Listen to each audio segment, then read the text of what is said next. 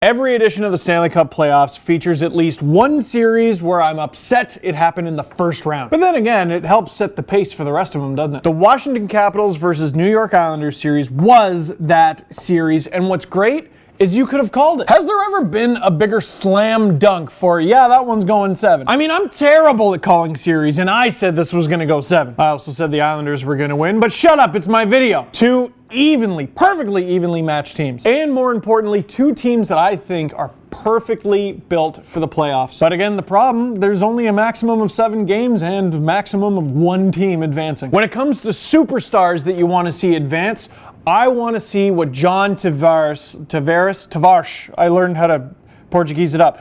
The captain of the Islanders. I want to see him in the second round. But of course, that would mean not having Alessandro Ovechkin in the second round. It's not fair! And yet it's totally fair. These are the rules we agreed to. But of course, it's not just the superstar power that these teams have. Very even attack, decent on D, decent goaltending, and really just unpleasant to play against. That Matt Martin, Casey Cizikas, Cal Clutterbuck line just like gnats at the cottage. But see, the thing about gnats and flies and mosquitoes and all that is they tend to gather near garbage. And if that's how you play, oh, they'll become quite the nuisance. But the Capitals didn't do that, and they responded with some toughness of their own, and it was basically everybody. Most notably, that Tom Wilson hit on Lubomir Vishnevsky. That was unpleasant. And to be honest, it really turned the tide of the series. And you know what? Totally impartial here because I wanted both teams to advance.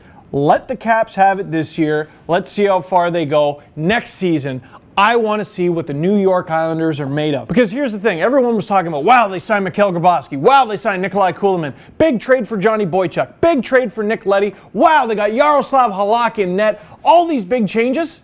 The Islanders' top 7 scorers in the regular season, draft picks of the Islanders. This is a team doing the right things, and they will be rewarded for it. They just need to stick to it. The Capitals, on the other hand, I'm so tired of people just talking bad about them, because what happens with teams in this league is we tend to latch on to underdog stories, and that's fine. Everyone likes the underdog. But for the longest time, the Capitals were Goliath, winning the President's Trophy, Alex Ovechkin scoring 90 goals a season, Mike Green just, hey, I'm a defenseman, but I'll score like a forward, doesn't matter. And then once they kind of fell from grace, everyone wanted to tear them down like they were still Goliath. Because, and this is just my opinion, I think a lot of people just want to see Alexander Ovechkin fail. But he said niet. And now he's got one hell of a supporting cast. A huge problem the Capitals have had in the past is goaltending. And Braden Holtby had that one amazing run. They knock out the defending champion Boston Bruins.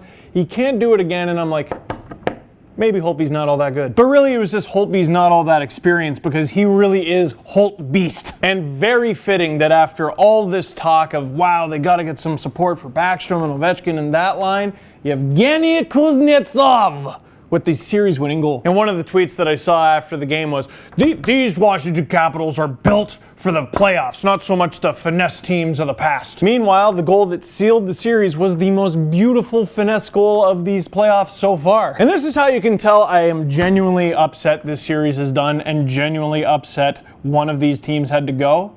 All I've been doing this entire video is just praising the both of them. I'm having a hard time being like, here's what the Islanders should have done to win it, and here's what the Capitals could have done to win it quicker. No, they were just two really good, really evenly matched teams. One of them had to go. You replay that Game 7 1,000 times. Someone will win at 500, the other will win at the other 500. How long would that take? And now we get the Washington Capitals against the patiently waiting New York Rangers. Who do you think is going to win that series? And what do the New York Islanders have to do to progress, make the playoffs again, and advance to the second round at least next season? So that's it for this video. Thank you very much for watching. Click like if you like this video. Click subscribe if you really liked it. Tell all your friends, and I will leave you with a story from Jeff Merrick, his favorite story of Nassau Coliseum. He's just on his way out the door, but I'm here with Nick Kiprios, and he's going to tell me about Nassau Coliseum. A reasonable hand-drawn facsimile. By the way, have I ever told you what I'm trying to get on my business card now? What? Jeff Merrick, the affordable Strombolopoulos. What do you think?